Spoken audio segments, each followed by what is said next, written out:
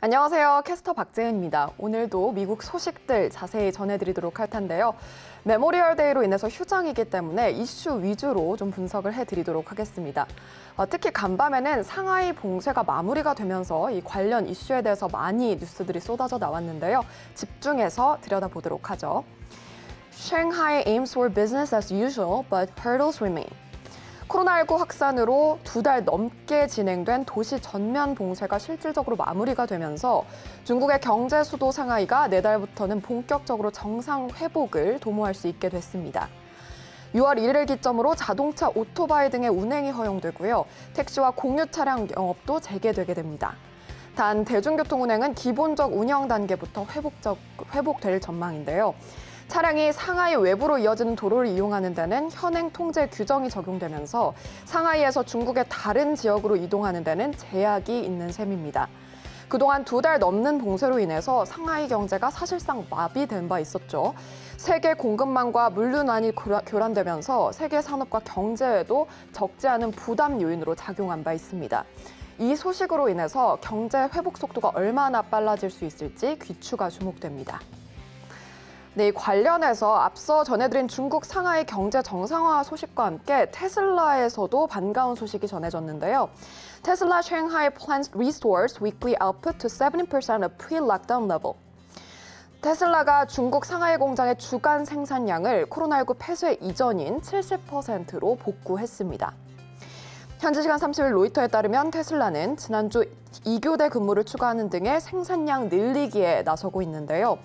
상하이 폐쇄 속에서 기가팩토리 3로 알려진 상하이 공장의 생산을 폐쇄 이전 수준으로 되돌리기로 도전한 셈입니다.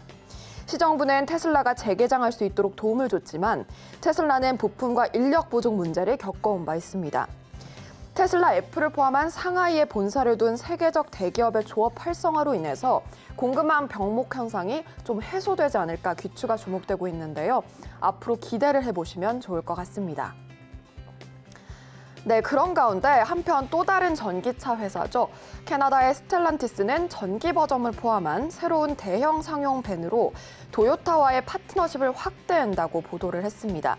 Stellantis and Toyota to expand partnership with large commercial van. 네, 현지 시간 30일 로이터가 전한 소식이었는데요. 스텔란티스는 도요타 유럽의 도요타 브랜드로 유럽에서 판매되는 새 차량을 공급할 것을 밝혔습니다. 밴은 폴란드 글리비체 그리고 이탈리아의 아테사에 있는 스텔란티스 공장에서 생산될 예정인데요. 이런 가운데 간밤에는 테슬라와 스텔란티스의 호전성 뉴스에도 불구하고 배터리 시장에 악재로 작용할 수 있는 뉴스도 등장을 했습니다. Battery metal bull market has peaked, Goldman Sachs says. 골드만삭스가 전기 자동차용 배터리의 3대 핵심 요소죠. 리튬, 니켈, 코발트 등의 가격이 정점을 찍었다는 분석을 내놓은 건데요. 배터리 강세장에 영향을 줄 수 있다는 보도입니다. 골드만삭스가 전기차 배터리용의 3대 핵심 소재인 리튬, 니켈, 코발트 등의 가격이 정점을 찍었다는 분석을 내놓으면서 마켓워치는 이런 분석을 함께 내놨는데요. 한 금속 전략가는 리튬, 코발트 그리고 니켈과 같은 배터리 소재가 기후변화에 싸우는데 중요하다고 강조를 하면서 배터리 수요 전망 그리고 ESG 혜택이 결합되면서 2010년대 후반부터 투자를 촉발시켰다고 강조를 했습니다. 골드만삭스는 공급이 확대됨에 따라서 리튬의 경우 올해 매트릭 톤당 5만 달러 선에서 내년 1만 달러 선, 코발트는 같은 기간 톤당 7만 달러 선에서 5만 달러 선으로 하락할 것을 시사했고요. 니켈은 올해 톤당 3만 달러 선에서 움직이면서 소폭 약세를 보일 것이 시사됐습니다.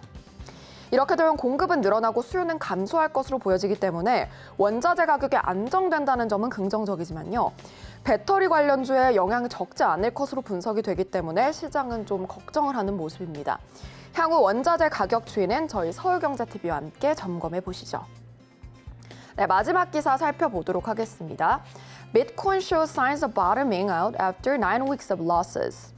최근에 비트코인 가격이 계속해서 움직임을 나타내는데 9주 연속 하락세를 보인 바 있었죠. 그런데 이제 반등 신호가 나오는 거 아니냐라는 전망이 나왔기에 한번 확인을 해보도록 하겠습니다.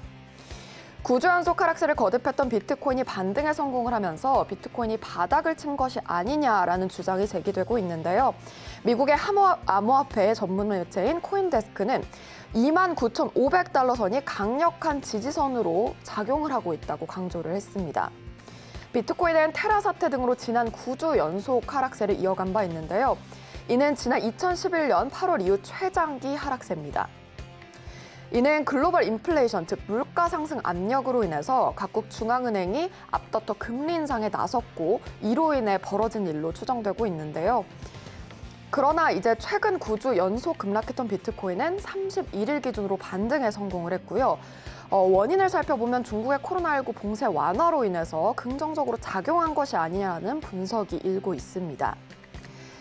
이렇게 되면 앞으로 어떻게 될지 좀 궁금해지는 대목인데 일부 분석가들은 비트코인 회복이 예상보다 오래 걸릴 수 있다고 보도를 하고 있고요. 특히나 FX 프로의 수석 시장 전문가는 앞으로 아직 금리 인상 초기이고 시장이 변수가 많기 때문에 아직까지 바닥을 논하는 것은 시기상조다라는 의견을 강조하기도 했습니다. 이렇게 비트코인까지 상하이 봉쇄 해제 영향이 많이 받고 있는데 향후 시장은 어떻게 흘러갈지 계속해서 점검해 보시길 바랍니다. 지금까지 외신 살펴봤습니다.